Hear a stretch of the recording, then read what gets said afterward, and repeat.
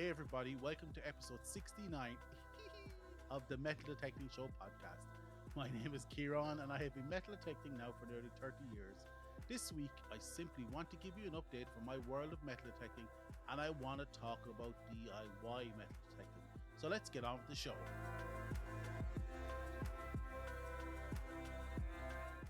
Hey everyone, before we start, I want to thank you for listening to the podcast and I hope you enjoyed the episode this week. If you want to support the show, there are many options available in the links in the episode show notes below. And if you want to interact with me and the show, that information is in there too. But most importantly, if you like this content, please don't hesitate to tell your friends and don't forget to hit that subscribe button.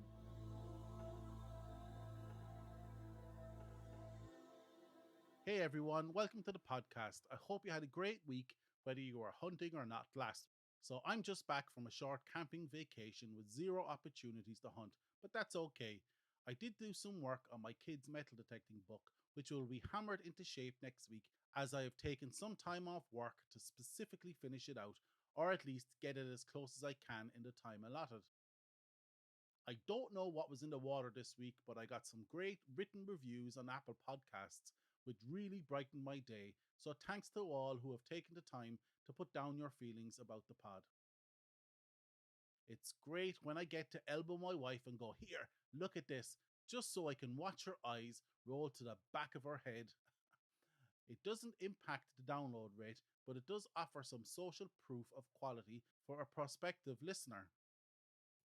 Listen, I love reviews, so keep them coming, but I do have a favor to ask.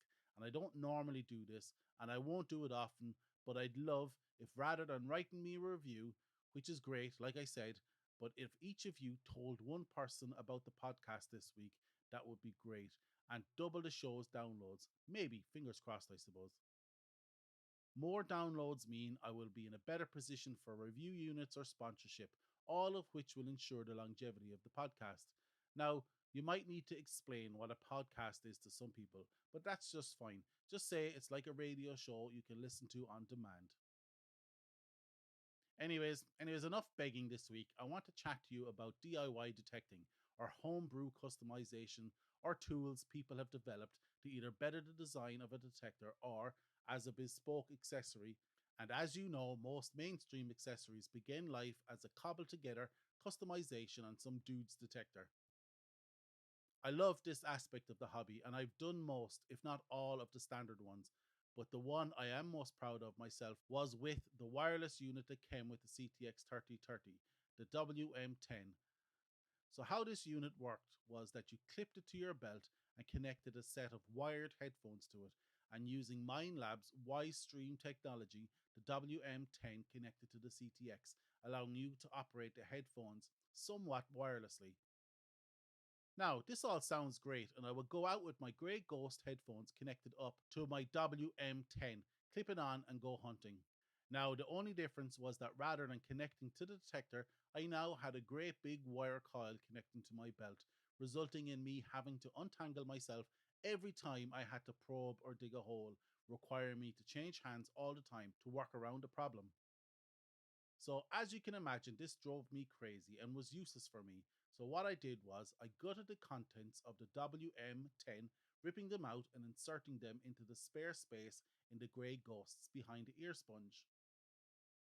The space was tight, so it meant that I had to put the battery behind one cuff and the wireless circuitry behind the other, ensuring to connect the output from the WM10 to the input of the grey ghosts.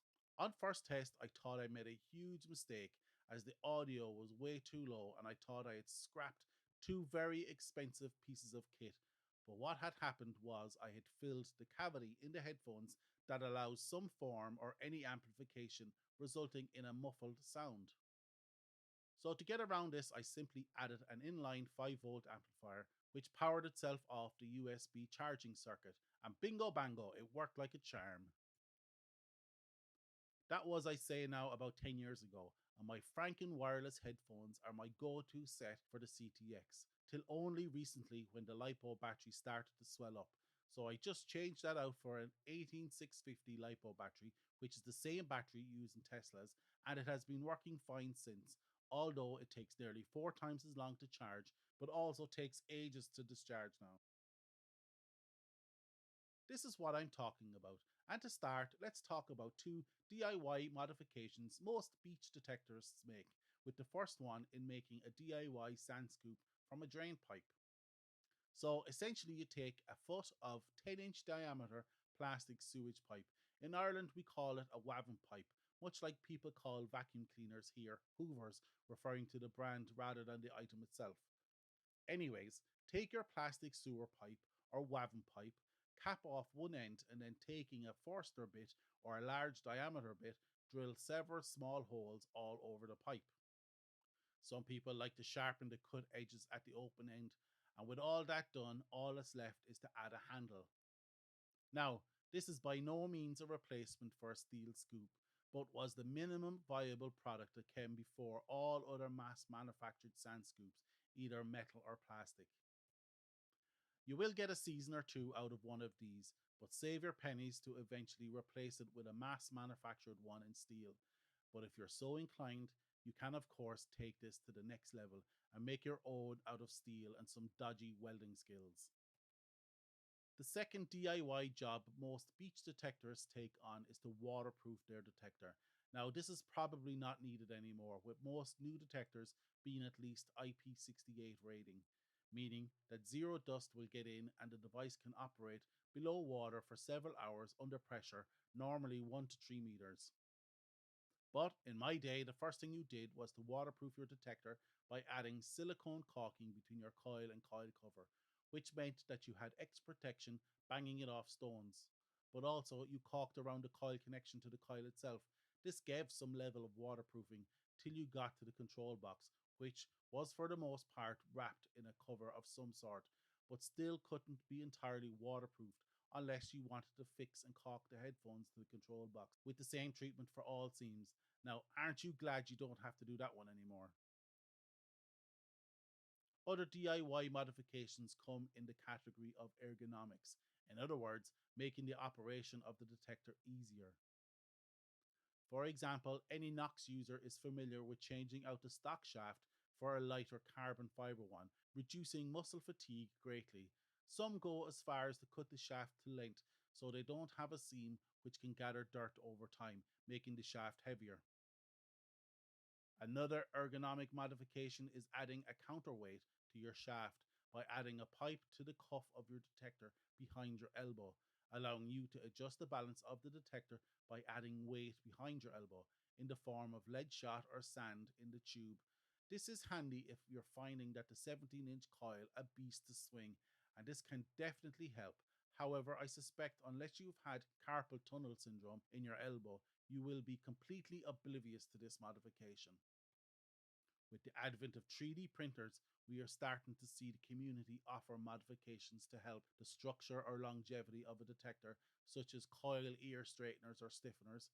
I myself have one of these on my Equinox, and it has helped. Not that I've noticed any difference, but more of an insurance in case something does happen, and probably making up for bad design by Minelab. We also see people offering probe mounts and control box covers.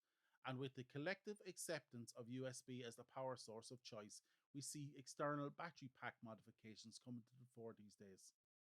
Listen, these can all be done yourself if you have a 3D printer, or if you don't, the files are readily available for you to send to a company like Shapeways, which is a 3D printing on demand service.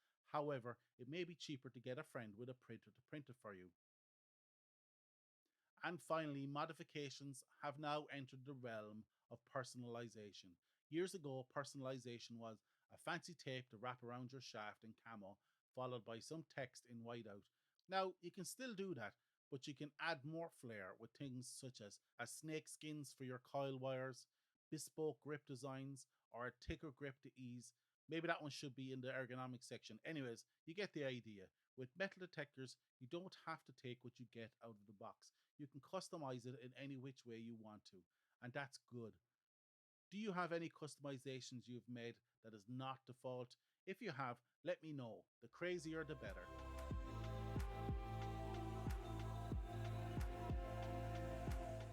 And that's it for this week. I hope you like this episode of the Metal Detecting Show podcast.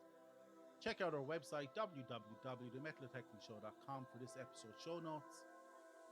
Check out our Patreon page if you want to help the podcast stay alive or just want to buy me a coffee. Actually, if you want to buy me a coffee, you can do so at buymeacoffee.com/metaldetecting. Also, if you would like to leave me a voicemail, please do so on speakpipe.com/The Metal Detecting Show.